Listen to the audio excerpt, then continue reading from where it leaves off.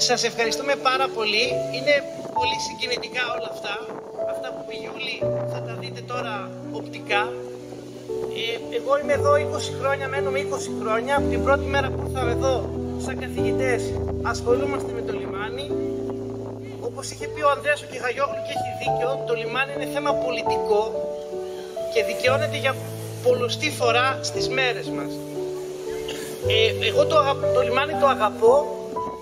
Αυτό το λιμάνι, έστω που γνώρισα αυτά τα 20 χρόνια, και αν αυτά τα έργα που λένε τα φαραωνικά γίνουν πραγματικότητα, είναι σίγουρο ότι θα αναγκαστούμε να φύγουμε από αυτή την πόλη.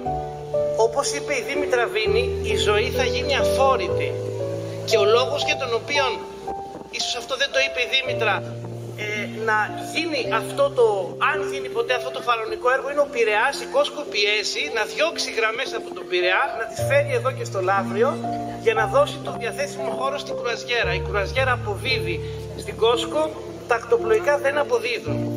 Λοιπόν, ευχαριστούμε πάρα πολύ όλους που είστε εδώ. Η Ραφίνα είναι αυτό το πράγμα, ο αέρας. Φυσάει και φυσάει. Λοιπόν, φυσάει λοιπόν πάρα πολύ. Μπορεί να μας δυσκολεύει λίγο, αλλά αν δεν υπήρχε αυτός ο αέρας, πιστέψτε με ότι αυτά τα φαραωνικά έργα θα είχαν γίνει πραγματικότητα εδώ και πάρα πολλά χρόνια.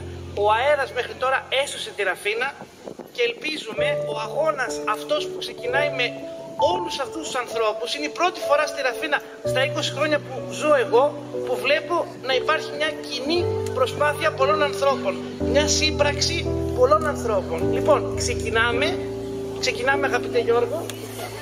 Λοιπόν, αυτή είναι μια εικόνα απλά για να θυμόμαστε πώς ήταν το πλοίο λιμανάκι πριν και πώς είναι σήμερα. Πάμε. Το λιμάνι της αγωνίας, έτσι. Η Ραφίνα είναι ένα λιμάνι της αγωνίας, όλα τα λιμάνια είναι λιμάνια της αγωνίας, αλλά αυτή τη στιγμή η Ραφίνα, αυτή τη στιγμή παίζει το μέλλον της κορώνα γράμματα, κυριολεκτικά. Και πάμε να γυρίσουμε λοιπόν πίσω. Είναι χαρακτηριστικό κάτι που, συχνά δεν λέγεται, ότι το λιμάνι της Ραφίνας είναι πιο παλιό από την έλευση των Τριγλιανών. Οι Τριγλιανοί ήρθαν εδώ το 1923. Το λιμάνι έχει ζωή λίγο περισσότερο, τουλάχιστον από τις αρχές του αιώνα. Από γύρω στο 1900-1895 είναι οι πρώτοι άνθρωποι που έρχονται να μείνουν εδώ, οι οποίοι είναι φυσικά ψαράδες, έτσι. Λοιπόν, αυτή είναι η προπολεμική Ραφίνα. Ο δρόμος που κατεβαίνει κάτω στο λιμάνι είναι περίπου το 1939 αυτή η φωτογραφία. Λοιπόν, αυτό είναι το περίφημο πλοίο Κώστας. Η Ραφίνα έχει ακτοπλοϊκή σύνδεση με Αλιβέρι, Μαρμάρι, Κάριστο και Άνδρο ήδη από τις αρχές της δεκαετίας του 30 σίγουρα, και ένα από τα πλοία είναι το πλοίο αυτό το Κώστας. Φανταστείτε ότι το Αλιβέρι δεν έχει συγκοινωνία με τη Χαλκίδα, τότε δεν υπήρχε δρόμος, άρα αυτό το πλοίο εξυπηρετούσε την σύνδεση και με το Αλιβέρι. Τη μία νύχτα το πλοίο έμεινε στο Αλιβέρι και την άλλη νύχτα έμενε στην Άνδρο. Λοιπόν, πάμε. Εδώ είχε περάσει την οικογένεια Τόγια. Το Κώστας, αξίζει να πούμε κάτι γιατί είναι σημαντικό, γιατί λέγεται Κώστας. Δεν είναι Κώστας το όνομα, είναι το όνομα του πλειοκτήτη, είναι το επώνυμο του πλειοκτήτη. Το πλοίο αυτό ήταν από την Κωνσταντινούπολη, ναυπηγήθηκε στην Κωνσταντινούπολη και γύρω στα 1922 έγινε ένα επεισόδιο πολύ σοβαρό και σώθηκε. Το κυνηγούσαν οι Τούρκοι να το πνίξουν, να το βυθίσουν, και σώθηκε και στη συνέχεια κατέφτασε εδώ, το οποίο είναι πραγματικά θάνατο. Βυθίστηκε στα χρόνια του Δευτέρου Παγκοσμίου Πολέμου, το ξανασηκώσανε πάνω και ταξίδευε μέχρι τα τέλη της δεκαετίας του 60. Λοιπόν, εδώ είναι μια σειρά από τραγούδια, αυτή είναι η δουλειά του Στάθη του Δημητρακού, θέλοντας να μπλέξουμε το μουσικό κομμάτι, έτσι κάποια τραγούδια που μιλάνε για τη Ραφίνα. Βλέπετε η Δημητρούλα στην αρχική έκδοση, στην πραγματική έκδοση, αναφέρεται η Ραφίνα σαν όνομα. Το έτσι σε θέλω, και να πούμε κάτι που ίσως οι περισσότεροι δεν το ξέρουν. Αυτή είναι η δουλειά του Στάθη του Δημητρακού στο τριγλιανί.gr. Αυτά τα τραγούδια τα ρεμπέτικα τα παίζανε στα πανηγύρια. Όταν έρχονταν στις 23 του Αυγούστου, 22 και 23 Αυγούστου, στο πανηγύρι εδώ της Φανερωμένης, στο εκκλησάκι απέναντι από το νεκροταφείο, έρχονταν ρεμπέτικες κομπανίες και παίζανε αυτά τα τραγούδια. Αυτά είναι τραγούδια της δεκαετίας του 30, έτσι. Βλέπετε Γκόγκος, Μπαγιαντέρας, η Τσαχπίνα στη Ραφίνα, έτσι. Η Ραφίνα τότε ήταν εξωτικό μέρος. Γι' αυτό τη βάζουν στα τραγούδια. Είναι δηλαδή ένας τόπος ο οποίος είναι πολύ ιδηλιακός, έχει ρετσίνα, έχει ψάρια, έχει ωραίες παραλίες, ωραίες γυναίκες, πηγαίνουμε, ξέρετε, το ιδηλιακό, κάτι πολύ ιδηλιακό. Αυτό είναι ένα από αυτά τα τραγούδια που είχαν ηχογραφηθεί. Εδώ έχει μια ωραία σημασία, έτσι. Είναι μια από τις ιστορίες που δεν είναι εύκολα ίσως γνωστές. Είναι ένα περίφημο τραγούδι που λέγεται «Η Μαρίκα η Δασκάλα». Ένα τραγούδι που βγήκε σε 2-3 εκδοχές. Είχε προηγηθεί η Βαρβάρα, μετά ήταν η Μαρίκα η Δασκάλα, ακολούθησαν και άλλα. Ακούστε τώρα τα παιχνίδια της μοίρας. Ένας από τους διοργανωτές της απόψινής βραδιάς είναι ο κατασκηνωτικός οικισμός στο Μελτέμι. Δεν ξέρω, σίγουρα κάποιοι το ξέρετε, τι ήταν αυτό, πώς ξεκίνησε.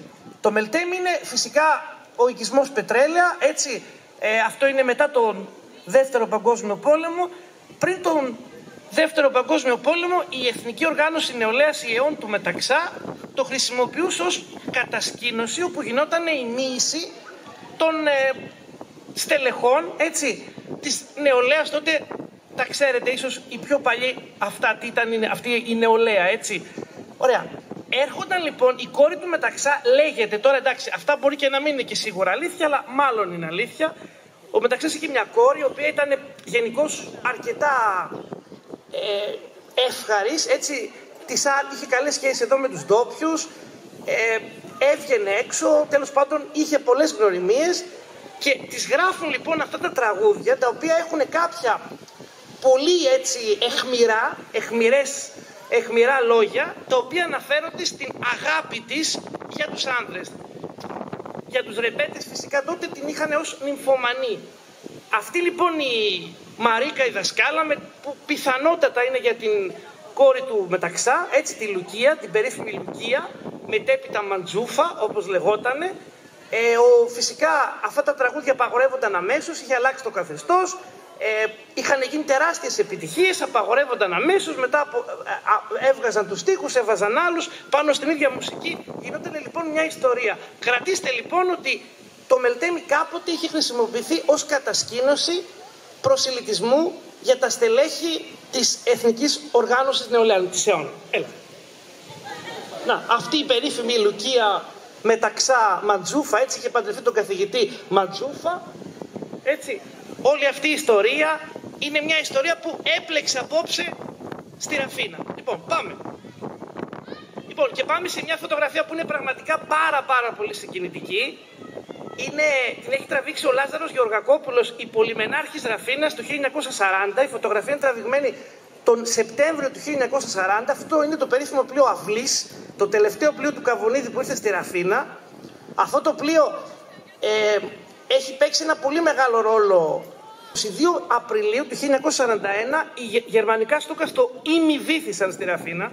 Το ημιβήθησαν εδώ στο παλιό λιμάνι, δηλαδή το λιμάνι ήταν ρηχό, άρα δεν μπορούσε να βυθιστεί τελείως και βυθίστηκε ένα μεγάλο μέρος και τα ξάρτια ήταν απ' έξω. Αυτό είναι ένα πλοίο που θα το πούμε βέβαια τώρα άλλη ώρα. Είναι ένα πλοίο που συνδέεται με ένα ποίημα του Σεφέρη με τον τρόπο του ΓΣ 1936, τελειώνει αναφέροντας το όνομα αυτού του πλοίου. Είναι το πλοίο με το οποίο πήγε ο Σεφέρης το 36, τον Αύγουστο του 36 στην Αίγινα και γνώρισε το μεγάλο έρωτα της ζωής του, τη Μάρο Λόντου, μετέπειτα Σεφέρη. Έτσι, κρατήστε αυτή τη φωτογραφία. Η οικογένεια, η Τέα Καβουνίδη, η πιο μικρή από τις κόρες του Καβουνίδη, μας είπε μια φορά που τη συναντήσαμε εδώ σε ένα μνημόσυνο που γίνεται κάθε Νοέμβρη, ότι ήταν παρόντες η οικογένεια Καβουνίδη στη Ραφίνα, έτρωγαν σε κάποια ψαροταβέρνα. Λοιπόν, αυτό είναι ένα πολύ ωραίο θέμα. Δυστυχώς, και είναι ντροπή για όλους μας, ένα θέμα που έχει ξεχαστεί. Έτσι. Ένα θέμα πολύ σπουδαίο, που για συγκεκριμένους πολιτικούς λόγους φρόντισαν κάποιοι να το ξεχάσουν, είναι οι περίφημες διαφυγές, θα το παίξουν μετά τα παιδιά. Είναι το περίφημο Αλεξάνδρεια Ραφίνα του Κώστα του Βίρβου, το οποίο αναφέρεται σε μια πραγματικότητα η οποία γινόταν εδώ σε όλη τη διάρκεια του πολέμου. Φεύγανε από εδώ οργανωμένα, με απίστευτη οργάνωση και τάξη, πάρα πολλοί Έλληνες και ξένοι, μέσα στα δίκτυα, κρυμμένοι μέσα στα δίκτυα των ψαράδων, περνούσαν από φυλάκιο του λιμανιού, μπαίνανε στα καΐκια και μετά τους πήγαιναν ανοιχτά είτε στον Πλατανιστέο στην Εύβοια είτε στο Φελό στην Άνδρο και έρχονταν και τους έπαιρναν τα γερμανικά, τα αγγλικά, τα εγγλέζικα υποβρύχια για να τους πάνε στην Αλεξάνδρεια. Εξού και το Αλεξάνδρεια Ραφίνα. Αυτή ήταν μια απίστευτα οργανωμένη διαδικασία. Είμαστε πλέον σίγουροι, γνωρίζουμε ότι ήταν ενήμεροι και η διοικητική αρχή του λιμανιού, ήξεραν οι Αυστριακοί που είχαν το λιμάνι τι γινότανε, υπήρχε ένας απίστευτος χρηματισμός, αλλά και μια απίστευτη συνεργασία. Ο αριθμός που διέφυγαν από τη Ραφίνα στα χρόνια του Δευτέρου Παγκοσμίου Πολέμου ήταν πολύ μεγάλος. Ήταν πάρα πολύ μεγάλος και το τραγούδι που θα ακούσετε σε λίγο, το τραγούδι αυτό περιγράφει αυτό το γεγονός, αυτά τα γεγονότα που κοντεύουν να ξεχαστούν. Λοιπόν, αυτό είναι το Αγία Κυριακή, το οποίο ήταν ένα καΐκι της Ραφίνας, έτσι, το οποίο όπως ακριβώς το λέει το τραγούδι, το άφησε να σαπίσει στην άκρη εδώ του λιμανιού, έτσι, στην παραλία. Αυτά είναι πραγματικά γεγονότα, έτσι. Δεν είναι γεγονότα της φαντασίας κάποιων. Το ερώτημα που είχαμε πάντα είναι γιατί ρε παιδιά τέτοια αλήθεια, έτσι. Γιατί η Ραφίνα είναι το σημαντικότερο γεγονός που έχει σχέση με τη Ραφίνα, έτσι. Αν έλειπε το τραγούδι του Βίρβου, ελάχιστοι θα το θυμόντουσαν. Πάμε. Να, και εδώ είναι το τέταρτο στη σειρά, είναι πάλι το Αγία Κυριακή. Οι φωτογραφίες αυτές είναι από το αρχείο του Στάθη Δημητρακού. Ωραία, θα λέμε και κάθε φορά σε ποιον ανήκουν οι φωτογραφίες. Έλα. Και αυτή είναι μια φωτογραφία που πραγματικά την έχουμε χρησιμοποιήσει πάρα πολύ στο σχολείο. Είναι μια άλλη τραγική στιγμή. Είναι 19 Ιανουαρίου του 1947. Η Ραφίνα υποδέχεται εδώ το λιμάνι, αυτό το λιμανάκι. Βλέπετε σε ποια κατάσταση είναι. Τους πνιγμένους και τους ζωντανούς όσους σώθηκαν από το χιμάρα, έτσι. Είναι μια άλλη τραγική ιστορία. Η ελληνική ιστορία ταξιδεύει και ναυαγεί στις 4 και 4 το πρωί ανάμεσα στην Αγία Μαρίνα και στα Στήρα. Απίστευτο σκηνικό, απίστευτο παρασκήνιο. Ποιος βύθισε τελικά αυτό το πλοίο, έτσι, γιατί το βύθισαν το πλοίο. Η Ραφίνα λοιπόν εκείνη τη νύχτα, μας λένε άνθρωποι που ζουν ακόμα σήμερα, χτυπούσαν οι καμπάνες. Έρχονταν το πρωί, άρχισαν να έρχονται το πρωί της επόμενης μέρας. Περίπου 200 άτομα σώθηκαν. Οι νεκροί είναι περίπου 366 επίσημα. Στην πραγματικότητα ήταν περισσότεροι γιατί δεν καταγράφηκαν όλοι. Οι Ραφινιώτες άνοιξαν τα σπίτια τους, τους έβαλαν μέσα στα σπίτια αυτούς τους ανθρώπους, τους περιέθαλψαν, τους έδωσαν ρούχα. Ήταν Ιανουάριος του 47, το κρύο ήταν απίστευτο, χιονιάς, και αυτό το πλοίο λοιπόν έχει πάντα συνδεθεί με την ιστορία της Ραφίνας. Και αυτή είναι μια φωτογραφία, είναι κάτι πολύ σημαντικό να το πούμε αυτό. Το πρώτο βίντεο που υπάρχει για τη Ραφίνα είναι από εκείνη τη μέρα. Υπάρχουν 2 βίντεο για τη Ραφίνα, τα οποία έχουν σωθεί, τα οποία φρόντισαν να βγουν για λογαριασμό των Εγγλέζων. Πίσω από όλο αυτό το ναυάγιο, κατά πάσα πιθανότητα βρίσκονται οι Εγγλέζοι, έτσι. Είμαστε ουσιαστικά έτοιμοι να ξεκινήσει ο εμφύλιος, έτσι. Είναι αυτή η πολύ πολύ περίεργη εποχή. Το πλοίο μεταφέρει κατά κύριο λόγο, το πλοίο συγγνώμη έρχεται από Θεσσαλονίκη, Βόλος, Χαλκίδα, Πειραιάς, μεταφέρει κατά κύριο λόγο πολιτικούς κρατούμενους, οι οποίοι είναι 2 κατηγορίες, είναι οι επίσημοι, οι αριστεροί του Κουκουέ, και οι ανεπίσημοι, αυτοί που δεν δέχτηκαν να ανέβουν στο βουνό, και όλοι φυσικά έρχονται εδώ με προορισμό τελικά την Μακρόνισσο ή κάποιο άλλο νησί. Η Ραφίνα λοιπόν και το Χιμάρα έχουν πολλά να πούν. Πάμε. Και πάμε στο 47, πάμε λοιπόν πώς ήταν το λιμάνι αυτό. Να το περίφημο Κάριστος, το Κάριστος του Τόγια, 1947 πρωτοήλθε, έτσι, εγγλέζικο σκαρί. Βλέπετε πώς ήταν το λιμάνι, έτσι. Το λιμάνι είχε πάρα πολλές ψαροπούλες, είχε πάρα πολλά καΐκια, τέλος πάντων όλα αυτά, αλλά για τα επιβατικά ένα μολαράκι, μια σταλιά που δεν μπορούσε καν να πιάσει, έτσι, με την πλώρη πέταγε το σκοινί, και όταν ο καιρός ήταν καλός μπορούσε να γίνει η επιβίβαση και αποβίβαση των επιβατών, αλλιώς με βάρκες, έτσι. Πάμε. Αυτό του Μαλικόπουλου, μια φωτογραφία εδώ, 1947, πώς ήταν ο Μόλος πριν έρθει το τσιμεντόπλιο, έτσι. Εδώ είναι μια ακόμα σπουδαία στιγμή. Σας λέω, σε αυτά τα 20 χρόνια, κάποιες φορές, κάποια χρόνια, ευτυχήσαμε να κάνουμε προγράμματα περιβαλλοντικής εκπαίδευσης ή τοπικής ιστορίας. Εδώ είναι ο καπετάν Δημήτρης ο Μουτσάτσος, αυτός μας είπε πάρα πολλά για το Χιμάρα. Ο καπετάν Δημήτρης ο Μουτσάτσος από τα Βάτικα της Λακωνίας κάτω, έζησε πολλά χρόνια εδώ στη Ραφίνα. Ήταν ένας άνθρωπος που μοιράστηκε μαζί μας και με τους μαθητές πολλές εμπειρίες, γύρω και από το Χιμάρα, αλλά γενικότερα από το λιμάνι και τις ψαροπούλες, με πάρα πολλά παράπονα, γιατί αυτούς τους ανθρώπους τους προδώσανε πολλές φορές οι πολιτικοί. Πάμε. Αυτό είναι το Χιμάρα, έτσι. Είναι μια ηθαμένη αλήθεια. Αυτό ήταν ένα άρθρο που είχαν γράψει τα παιδιά τα δικά μας με βάση όσα είπε ο Μουτσάτσος. Έτσι, ηθαμένη αλήθεια. Ακόμα και σήμερα κανείς δεν ξέρει επίσημα ποιος τους έπνιξε αυτούς τους ανθρώπους. Εδώ μια τραγική ιστορία. Ξέρετε, η Ελλάδα είναι γεμάτη τραγικές ιστορίες και τραγικές συμπτώσεις. Το καΐκι που έσωσε τους περισσότερους, που τους βρήκε δηλαδή στα στήρα, τώρα πώς επιβίωσαν και αυτοί οι άνθρωποι τόσες ώρες μες στο νερό, τέλος πάντων επιβίωσαν, λεγόταν Έχει ο Θεός. Το όνομα του καΐκιου ήταν ένα μεγάλο καΐκι, κατέβαινε από την Αλεξανδρούπολη, πολύ μεγάλο καΐκι, και το όνομά του ήταν Έχει ο Θεός. Ανάμεσά τους, προσέξτε αυτόν τον άνθρωπο, εδώ. Αυτός ο άνθρωπος είναι 19 χρονών. Ήταν στρατιώτης. Αν τον δείτε, είναι τουλάχιστον 40. Αυτός ο άνθρωπος λοιπόν ήρθε μετά από χρόνια εδώ στη Ραφίνα και νομίζω δώρισε αυτή τη φωτογραφία, έδωσε αυτή τη φωτογραφία στον κύριο Χαχολάκη, στο Λασέρα, πήγε για καφέ. Μέσα σε μια νύχτα, όπως είπε, αυτό που λένε πολλοί, άσπεσαν τα μαλλιά του, έτσι.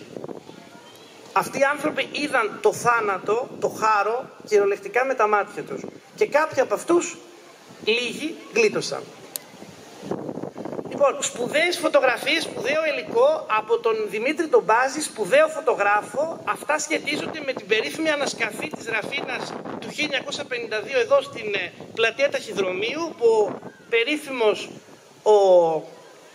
ο μεγάλος μας αρχαιολόγος, μισό λεπτό τώρα σταμάτησε το μυαλό μου, ο Θεοχάρης, ευχαριστώ πολύ, ζητώ συγγνώμη, είναι το στρες. Ο Δημήτρης ο Θεοχάρης λοιπόν σκάβει και καλεί το φίλο του, τον Δημήτρη του τον Μπάζη, πολύ μεγάλο φωτογράφο, να καταγράψει και την ανασκαφή, αλλά να γράψει και την καταγραφήνα. Οι πιο ωραίες φωτογραφίες είναι του τον Μπάζη από το 1952. Και εδώ είναι η ανασκαφή αυτή, η οποία τελείωσε κακήν κακός, να μην πούμε τώρα το παρασκήνιο, γιατί ουσιαστικά εκδιώχθη ο Θεοχάρης από τη Ραφίνα για να μην συνεχιστεί η ανασκαφή φοβούμενη. Αυτά είναι προϊστορικός οικισμός, είναι περίπου του 2.500 π.Χ. και τον στείλανε τότε για να μην τον δυσαρεστήσουν και πάρα πολύ στο Ασκηταριό, πάνω από τις Μαρίκες, όπου βρήκε τον άλλο προϊστορικό οικισμό της Ραφίνας. Η Ραφίνα έχει πολλούς προϊστορικούς οικισμούς και από ό,τι φαίνεται έχει και πολλούς νεολιθικούς οικισμούς, αλλά και τα περισσότερα από αυτά δυστυχώς δεν θα μάθουμε ποτέ. Έτσι, αυτό πάλι είναι μια άλλη ιστορία. Να το, Ραφίνα 1952. Βλέπετε πώς είναι, τι όμορφια. Υπάρχει μια παραλία εδώ, και έκαναν μπάνιο στο λιμάνι. Αυτό είπε και ο Σπύρος, ο άνδρας της Γιούλης, χτες, έγραψε ένα μήνυμα. Εδώ κάναμε μπάνιο κάποτε. Πάμε, Γιώργο. Εδώ είναι μια άλλη ιστορία, αλλά μόνο θα το πούμε έτσι πολύ γρήγορα και ζητώ συγγνώμη. Είναι μια φοβερή ιστορία εδώ.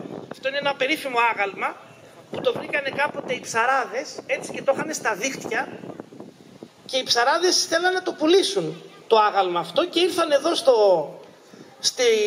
στην πλατεία εδώ Ταχυδρομείου, εκεί από πάνω που είχε την ταβέρνα, τη γνωστή ταβέρνα, πείτε το κάπως, όχι, την ταβέρνα αυτή, δίπλα στον Τάλα. Πώς λεγότανε, θα το θυμηθώ με τις κόρες της πολλές. Η κυρία Χατζή, ο Πασαλάρης, συγγνώμη. Ο Πασαλάρης, πολύ σωστά, ζητώ συγγνώμη, πάνε στην ταβέρνα του Πασαλάρη, γίνονται τύφλα, κυριολεκτικά, τύφλα, και αρχίζουν λοιπόν να λένε για τον πεθαμένο της Πρίμνης. Το άγαλμα. Το ακούει κάποιος εκεί στην ταβέρνα, πάει το καρφώνει στην αστυνομία, πάει η αστυνομία, ψάχνει τα δίχτυα πίσω και βρίσκει το περίφημο αυτό άγαλμα που βρίσκεται στο Εθνικό Αρχαιολογικό Μουσείο. Αυτός είναι ο πεθαμένος της Πρίμνης, έτσι, ή αλλιώς έφηβος του Μαραθώνα. Πάμε.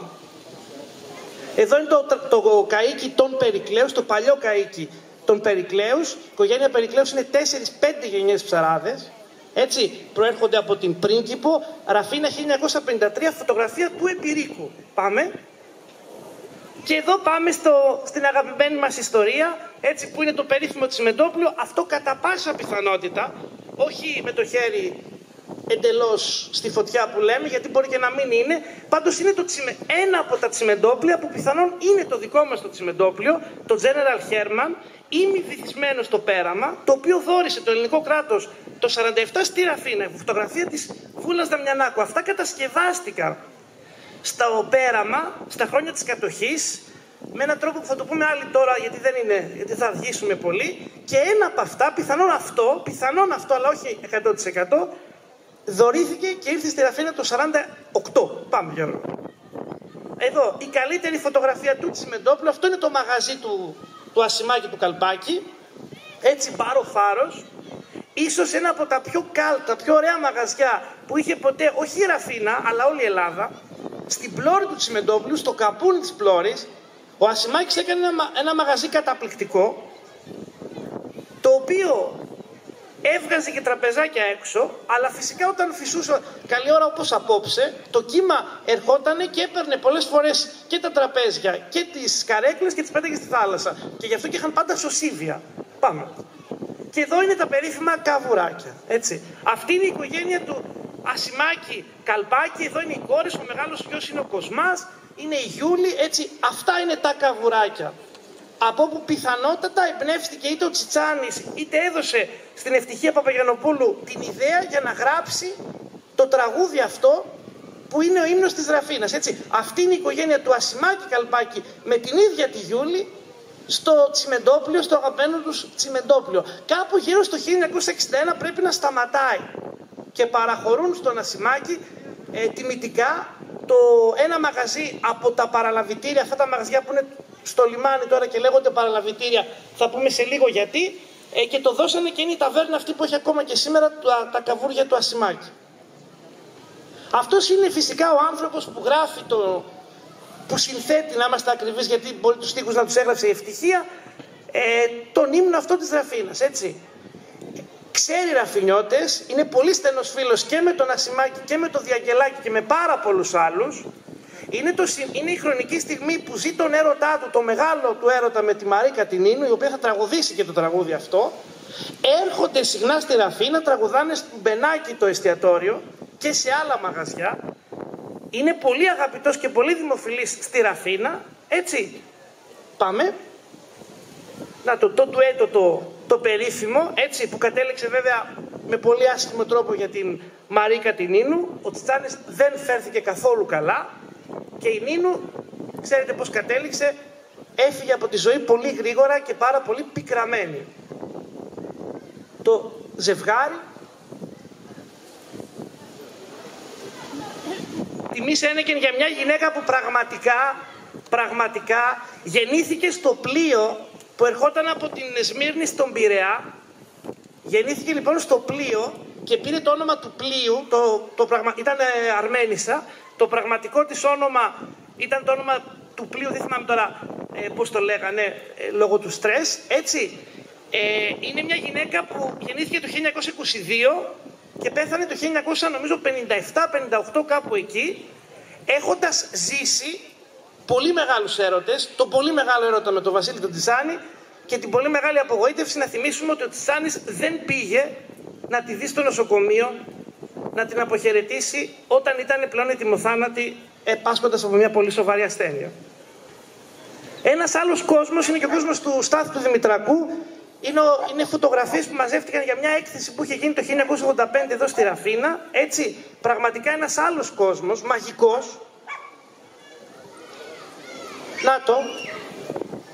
Εικόνες, όσοι τις έχουν ζήσει, όσοι είναι τουλάχιστον τώρα 60-70 χρονών και έχουν τέτοια βιώματα, πραγματικά νομίζω ότι είναι ένας πολύ όμορφος κόσμος. Δηλαδή εμείς Εγώ ούτε κατά διάνοια, έτσι, μόνο μέσα από τις αφηγήσεις, μέσα από τις φωτογραφίες, μόνο από αυτά, τι αγάπη είχαν για αυτόν τον τόπο, έτσι.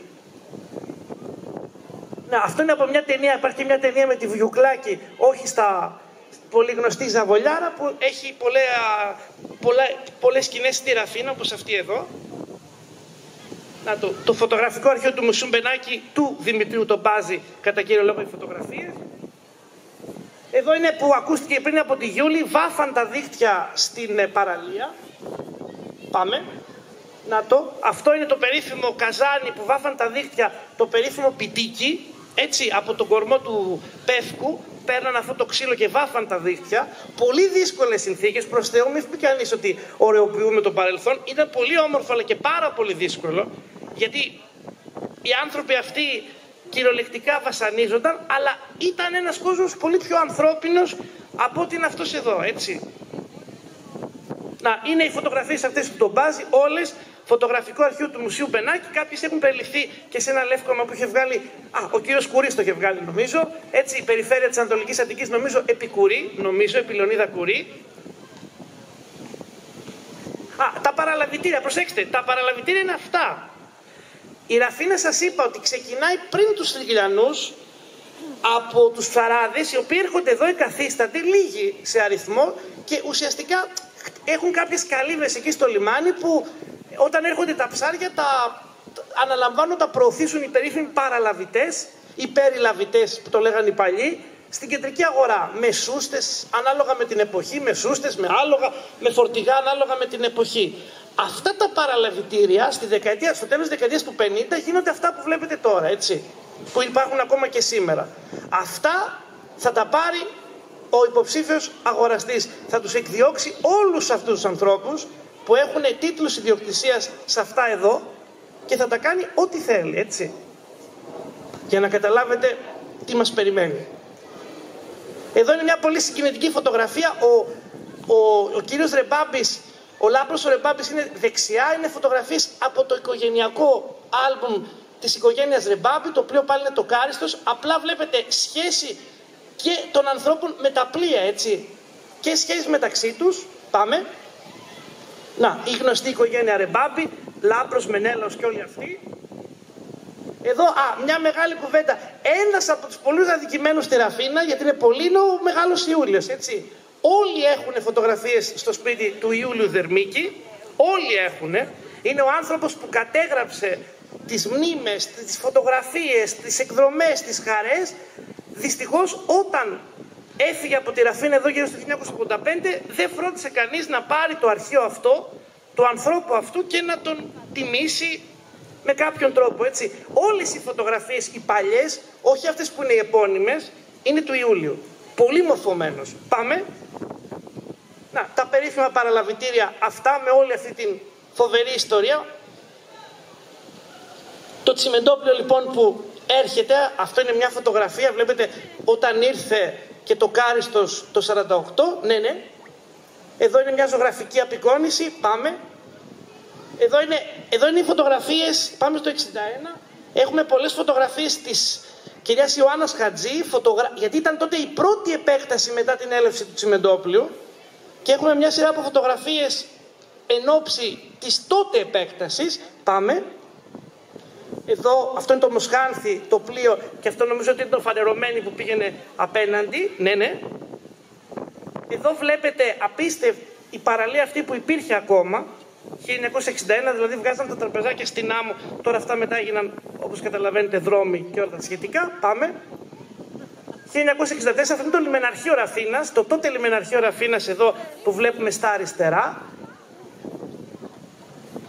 Απίστευτο. Αυτός ο άνθρωπος εκεί ο ψηλός, στη φωτογραφία που βλέπετε κάπου στο κέντρο, είναι ο άνθρωπος που είχε το ξενοδοχείο απέναντι. Είναι φοβερό. Είναι ο πατέρας της Ευστρατείας, έτσι, της Ευστρατείας των αδελφών εδώ. Ο παππούς μάλλον, συγγνώμη, της Ευστρατείας. Ο παππούς της Ευστρατείας είχαν αυτό το ξενοδοχείο εδώ που βλέπετε απέναντι. Πάμε. Να, αεροφωτογραφία αυτής της οικογένειας Λέου, η Σωσό της έχει δώσει αυτές τις αεροφωτογραφίες, πώς ήταν στην επέκταση του 65. Πάμε. με το πλοίο αυτό το πρώτο επιβατικό χρηματαγωγό, το περίφημο Έλενα Π της οικογένειας Παγουλάτου. Ναι. Εδώ είναι μια πολύ συγκινητική ιστορία, επειδή ακριβώς έχουμε πάρει φωτογραφίες ή μνήμες από πάρα πολλούς ανθρώπους. Αυτή η κοπέλα είναι σήμερα, έγινε καθηγήτρια Αγγλικών, της άρεσε πάρα πολύ φωτογραφία, έχει βγάλει πάρα πολύ ωραίες φωτογραφίες, σήμερα είναι συνταξιούχος, μένει στη Ραφίνα, είναι η περίφημη Αργυρό, έτσι, που βλέπετε με πόση αγάπη φωτογραφίζεται ακριβώς πάνω από το λιμάνι. Πάμε.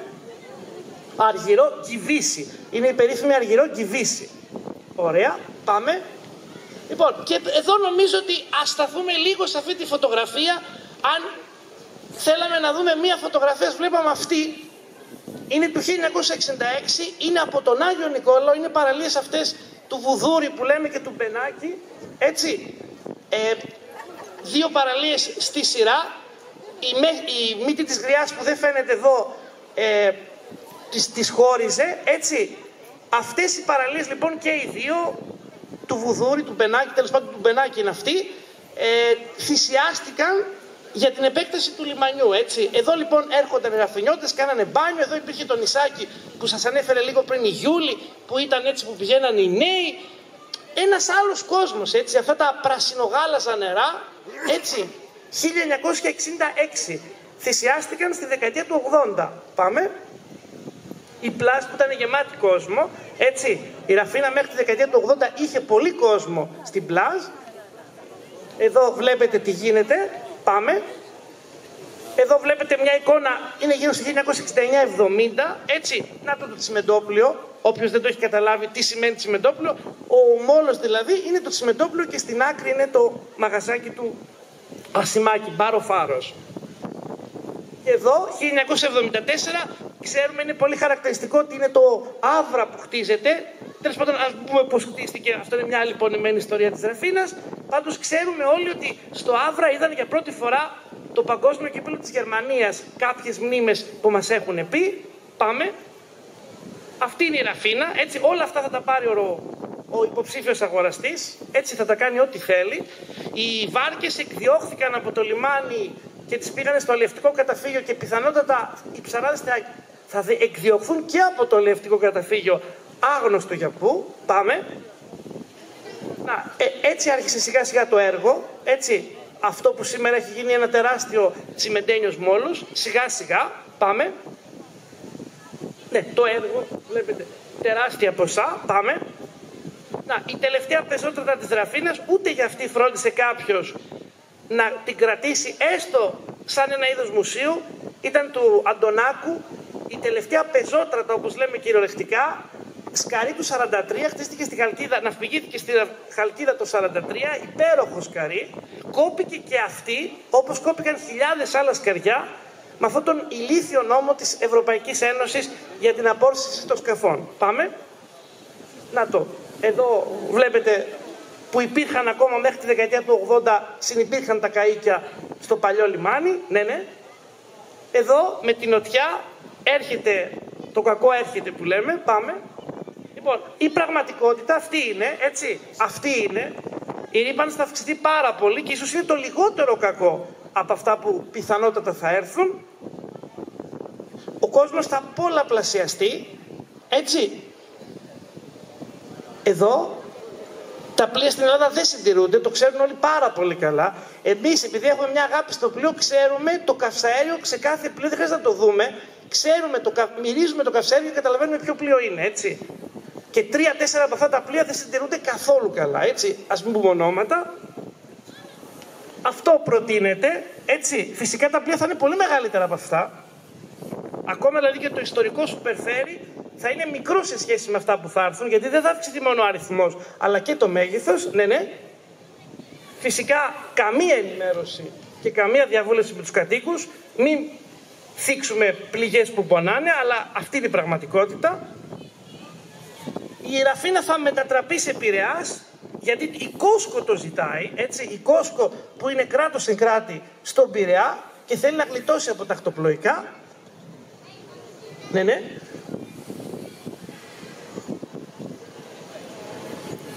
Πάμε. Να το. Εδώ ήταν η θάλασσα που βλέπαμε πριν, έτσι. Φανταστείτε πόσο μέσα θα πάει το τσιμέντο, έτσι. Για να καταλάβουμε δηλαδή τι είχαμε, τι έχουμε τώρα και τι, αν δεν αγωνιστούμε, τι θα έχουμε στο μέλλον, έτσι. Τα πλοία, 6-7 πλοία μέγιστο τώρα, φανταστείτε να είναι 15 ή 16 ή 20. Ζητείτε ελπίς, έτσι. Υπάρχει ελπίς και υπάρχει ελπίς μόνο αν είναι ενωμένοι οι κάτοικοι. Αν οι κάτοικοι πραγματικά αποφασίσουν ότι δεν θέλουν η Ραφίνα να γίνει Πειραιάς, τότε υπάρχει ελπίδα. Αν αρχίσει ο ένας σου μου ξου, αυτά τα γνωστά τα ελληνικά, τότε τελείωσε. Εγώ αυτό θα ήθελα μόνο να σας πω, ότι υπάρχει ελπίς και γι' αυτό είμαστε εμείς εδώ, έτσι. Και πολλοί ακόμα που δεν είναι εδώ. Πάμε. Να το, αυτή είναι η εικόνα, έτσι, για να έχετε εικόνα. Ο Πειραιάς έχει γεμίσει με κουρασγερόπλοια τέτοιου μεγέθους, 5-6 χιλιάδες επιβάτες. Το πλοιαράκι εδώ, ο Νάνος, δεν είναι σαν το Εύβοια είναι, δεν είναι και τόσο μικρό, αλλά καταλαβαίνετε γιατί μεγέθη μιλάμε. Όταν έχει ο Πειραιάς 4 και 5 πλοία των 6.000 επιβατών, έτσι, οι οποίοι ο καθένας δίνει στην Κόσκο ένα σημαντικό ποσό καθημερινά, η Κόσκο τα 5 πλοία αυτά θέλει να τα κάνει 10. Κρατήστε τα μεγέθη, άλλαξαν τελείως τα μεγέθη, έτσι, στην κρουαζιέρα. Πάμε. Πάμε. Λοιπόν, σας ευχαριστούμε πάρα πολύ. Εντάξει, είπαμε πολλά. Κάποια άλλη φορά μπορούμε να πούμε περισσότερα. Να είστε καλά.